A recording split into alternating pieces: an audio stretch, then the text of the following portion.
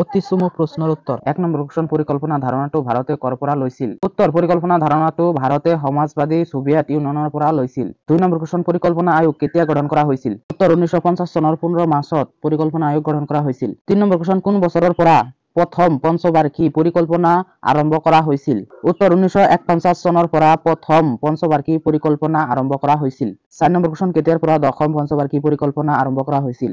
উত্তৰ, ২০০২ চনৰ পৰা দশম পঞ্চবাৰ্ষিক পৰিকল্পনা আৰম্ভ কৰা হৈছিল। ৫ নম্বৰ কুৱেশ্যন, ভাৰতৰ সেউজ বিপ্লৱৰ পিতৃ কাক আখ্যা দিছিল? উত্তৰ, ডক্টৰ নৰমান বৰলাউক। ৬ নম্বৰ কুৱেশ্যন, ভাৰতৰ দুঃখ মানৱ কাক আখ্যা দিয়া হয়? উত্তৰ, বাগিছ কুইৰেন। ৭ নম্বৰ কুৱেশ্যন, ভাৰতৰ বিকাশৰ বাবে প্ৰথম কিহৰ ওপৰত গুৰুত্ব দিয়া হৈছিল? উত্তৰ, কৃষি খণ্ডৰ ওপৰত। ৮ নম্বৰ কুৱেশ্যন, FYP কি? উত্তৰ, 5 ইয়াৰ প্লেন। ৯ নম্বৰ কুৱেশ্যন, পৰিকল্পনা আয়োগৰ অধ্যাপক কোন? উত্তৰ, প্ৰধানমন্ত্ৰী। ১০ নম্বৰ কুৱেশ্যন, শ্বেত বিপ্লৱ কিহৰ লগত জড়িত? উত্তৰ, গাখীৰৰ লগত। চমু প্ৰশ্নৰ উত্তৰ। ১ নম্বৰ কুৱেশ্যন, পৰিকল্পনাৰ দুটা উদ্দেশ্য উল্লেখ কৰা। উত্তৰ, ১ নম্বৰ, জনসাধাৰণৰ জীৱনৰ মানদণ্ড উন্নত কৰা। ২ নম্বৰ, সম্পদ আৰু সময়ৰ সৎ ব্যৱহাৰ কৰা। ২ নম্বৰ কুৱেশ্যন, মিশ্ৰ অৰ্থনীতি কি? উত্তৰ, মিশ্ৰ অৰ্থনীতি হ'ল এনে এক অৰ্থনৈতিক বিকাশৰ আৰ্হি য'ত চৰকাৰী খণ্ড আৰু বেচৰকাৰী খণ্ড উভয়ৰ ওপৰত গুৰুত্ব প্ৰদান কৰা হয়। ৩ নম্বৰ কুৱেশ্যন, আধুনিক বিকাশৰ আৰ্হি দুটা কি কি? উত্তৰ, ১ নম্বৰ, উদাৰ পুঁজিবাদী আৰ্হি। ২ নম্বৰ, সমাজবাদী আৰ্হি। ৪ নম্বৰ কুৱেশ্যন, সেউজ বিপ্লৱ বুলিলে কি বুজায়? উত্তৰ, ১৯৬০ দশকত ভাৰতে পুৰণি কৃষি কৌশলসমূহ পৰিহাৰ কৰি তাৰ ঠাইত আধুনিক কৃষি পদ্ধতি, উন্নত বীজ, সাৰ আদি ব্যৱহাৰ কৰে। ফলত কৃষিখণ্ডত এক আমূল পৰিৱৰ্তন সাধন হয়। গতিকে সেউজ বিপ্লৱ বুলিলে এই ব্যৱস্থাটোকে বুজায়। ৫ নম্বৰ কুৱেশ্যন, শ্বেত বিপ্লৱ বুলিলে কি বুজায়? উত্তৰ, গাখীৰ আৰু গাখীৰৰ পৰা উৎপাদিত দ্ৰব্য কেন্দ্ৰ কৰি সংঘটিত হোৱা পৰিৱৰ্তন বা বিপ্লৱক শ্বেত বা দুঃখ বিপ্লৱ বুলিও কোৱা হয়। ৬ নম্বৰ কুৱেশ্যন, ভাৰতবৰ্ষ কেই ধৰণৰ পৰিকল্পনা প্ৰস্তুত কৰা হয়? উত্তৰ, ভাৰতবৰ্ষ ২ ধৰণৰ পৰিকল্পনা প্ৰস্তুত কৰা হয়। ১ নম্বৰ, পঞ্চবাৰ্ষিক পৰিকল্পনা। ২ নম্বৰ, বাৰ্ষিক পৰিকল্পনা। ৭ নম্বৰ কুৱেশ্যন, সেউজ বিপ্লৱৰ দ্বাৰা লাভান্বিত হোৱা দুখন ৰাজ্যৰ নাম লিখা। উত্তৰ, পাঞ্জাৱ আৰু হাৰিয়ানা। ৮ নম্বৰ কুৱেশ্যন, শ্বেত বিপ্লৱ কোনখন ৰাজ্য আৰু কেতিয়া সংঘটিত হৈছিল? উত্তৰ, শ্বেত বিপ্লৱ গুজৰাট ৰাজ্যত ১৯৭০ দশকত সংঘটিত হৈছিল। দীঘল প্ৰশ্নৰ উত্তৰ, মুঠ নম্বৰ 4 বা 6। ১ নম্বৰ কুৱেশ্যন, সেউজ বিপ্লৱ কি? চমুকৈ আলোচনা কৰা। উত্তৰ, স্বাধীনতাৰ পিছৰ সময়ছোৱা ভাৰতে দুৰ্ভিক্ষৰ পৰা ৰক্ষা পাবলৈ কৃষিখণ্ড আধুনিকৰণ আৰু অধিক শস্য উৎপাদনৰ এক বিশেষ ব্যৱস্থা গ্ৰহণ কৰে। অৰ্থাৎ ১৯৬০ দশকৰ পুৰণি কৃষি পদ্ধতিসমূহ আঁতৰ কৰি তাৰ ঠাইত নৱ কৌশল, উন্নত বীজ, সাৰ আদি ব্যৱহাৰ কৰি কৃষিখণ্ডৰ ক্ষেত্ৰত এক আমূল পৰিৱৰ্তন সাধন কৰিছিল। সেয়েহে সেউজ বিপ্লৱ বুলিলে কৃষিকাৰ্যৰ ক্ষেত্ৰত হোৱা এই আমূল পৰিৱৰ্তনকে বুজায়।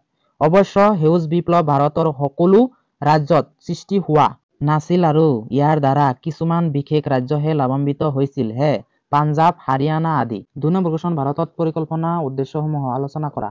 উত্তৰ, ভাৰতত পৰিকল্পনা উদ্দেশ্যসমূহ তলত আলোচনা কৰা হ'ল। ১ নম্বৰ, জনসাধাৰণৰ জীৱন ধাৰণৰ মানদণ্ড উন্নত কৰা।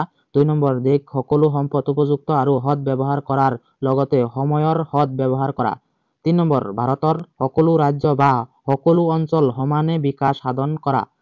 ৪ নম্বৰ, অৰ্থনৈতিক বিকাশত সহায়ক হোৱা দেশৰ জাতীয় আয় বৃদ্ধি কৰা। ৫ নম্বৰ, অৰ্থনৈতিক অসমতা দূৰ কৰা আৰু সামাজিক ন্যায় প্ৰতিষ্ঠা কৰাটোও পৰিকল্পনাৰ আন এটা উদ্দেশ্য। ৩ নম্বৰ কুৱেশ্যন, সেউজ বিপ্লৱৰ ফলাফলসমূহ আলোচনা কৰা। উত্তৰ, ১৯৬০ দশকত সংঘটিত হোৱা সেউজ বিপ্লৱৰ ফলাফলসমূহ তলত আলোচনা কৰা হ'ল। ১ নম্বৰ, সেউজ বিপ্লৱৰ ফলত ভাৰতৰ এখন বোকাটোৰ ৰাষ্ট্ৰৰ পৰা খাদ্য শস্য ৰূপান্তৰ কৰা দেশলৈ পৰিৱৰ্তিত হৈছে। ২ নম্বৰ, ভাৰতৰ খেতিয়কসকলে আৰ্থিকভাৱে যথেষ্ট লাভান্বিত হৈছিল।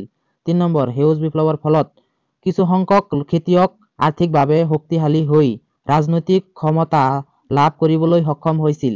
৪ নম্বৰ, সেউজ বিপ্লৱৰ ফলস্বৰূপে গ্ৰাম্য অঞ্চল শীঘ্ৰ আৰু ধনী ১০% লোকৰ হাতত সম্পত্তি কেন্দ্ৰীভূত হৈ পৰে। ৪ নম্বৰ কুৱেশ্যন, পৰিকল্পনা আয়োগ কেতিয়া গঠন কৰা হৈছিল? ভাৰতৰ বিকাশত পৰিকল্পনা আয়োগৰ ভূমিকা আলোচনা কৰা।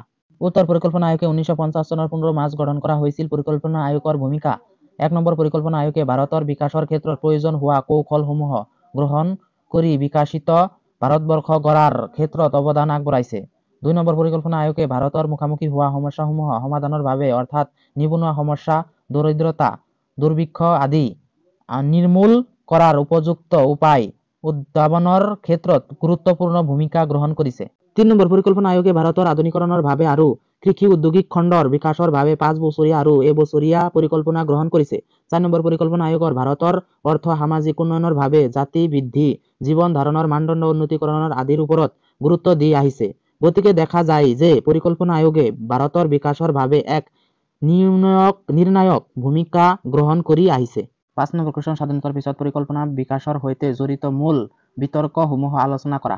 উত্তৰ, স্বাধীনতাৰ পিছৰ সময়ছোৱা পৰিকল্পনা বিকাশক লৈ পৰিকল্পনাকাৰীসকলৰ মাজত বিতৰ্কৰ সৃষ্টি হৈছিল। তলত এই বিতৰ্কসমূহ আলোচনা কৰা হ'ল। 1 নম্বৰ, কৃষি বনাম উদ্যান দ্বিতীয় পঞ্চবাৰ্ষিক পৰিকল্পনাৰ সময়ত পৰিকল্পনাকাৰীসকলে অৰ্থাৎ ভাৰতে কৃষিৰ ওপৰত অধিক গুৰুত্ব দিবনে ঔদ্যোগিক খণ্ডৰ ওপৰত গুৰুত্ব আৰোপণ কৰি তাক লৈ বিতৰ্কৰ সৃষ্টি হৈছিল। অৰ্থাৎ ঔদ্যোগিক খণ্ডৰ ওপৰত গুৰুত্ব দিলেও কৃষিখণ্ড যাতে অৱজ্ঞা কৰা নহয় তাক লৈ বিতৰ্কৰ সৃষ্টি হৈছিল। 2 নম্বৰ, ৰাজহুৱা খণ্ড বনাম ব্যক্তিগত খণ্ড মিশ্ৰ অৰ্থনীতিৰ ফলস্বৰূপে ভাৰতে ব্যক্তিগত আৰু চৰকাৰী খণ্ড উভয়ৰ ওপৰত গুৰুত্ব দিছে। যদিও সমালোচকসকলৰ মতে পৰিকল্পনাকাৰীসকলে ব্যক্তিগত খণ্ডক প্ৰয়োজনীয় সুযোগ সুবিধা আগবঢ়োৱা নাই, কিন্তু ইয়াৰ পৰিৱৰ্তে চৰকাৰী খণ্ডৰ ওপৰত প্ৰয়োজনতকৈও অধিক গুৰুত্ব দি আহিছে। ফলত ইয়াক লৈ বিতৰ্কৰ সূচনা হৈছিল। 3 নম্বৰ, কেন্দ্ৰীভূত পৰিকল্পনা বনাম গণবিত্তষ্টি ভাৰতৰ পৰিকল্পনা আয়োগৰ দ্বাৰা প্ৰস্তুত কৰা বিকাশৰ আৰ্হি অত্যন্ত কেন্দ্ৰীভূত আৰু এই আৰ্হিয়ে স্থানীয় লোকৰ আশা-আকাংক্ষা পূৰ্ণ কৰাটো সম্পূৰ্ণৰূপে সফল হোৱা নাছিল। ইয়াৰোপৰি পৰিকল্পনা আয়োগত ভাৰতৰ সকলো অঞ্চলৰ লোক অন্তৰ্ভুক্ত নাছিল, যাক লৈ জনগণৰ মাজত অসন্তুষ্টি আৰু বিতৰ্ক সৃষ্টি হৈছিল। ভিডিঅ'টো কেনেকুৱা লাগিছে? যদি ভাল লাগিছে চেনেলটো ছাবস্ক্ৰাইব কৰি দিয়া সকলোৰ আগত এনেকুৱা ভিডিঅ' পোৱাৰ কাৰণে। যিসকলে ফেচবুক পেজৰ পৰা চাই আছা সেইসকলে ফ'ল' কৰি দিয়া।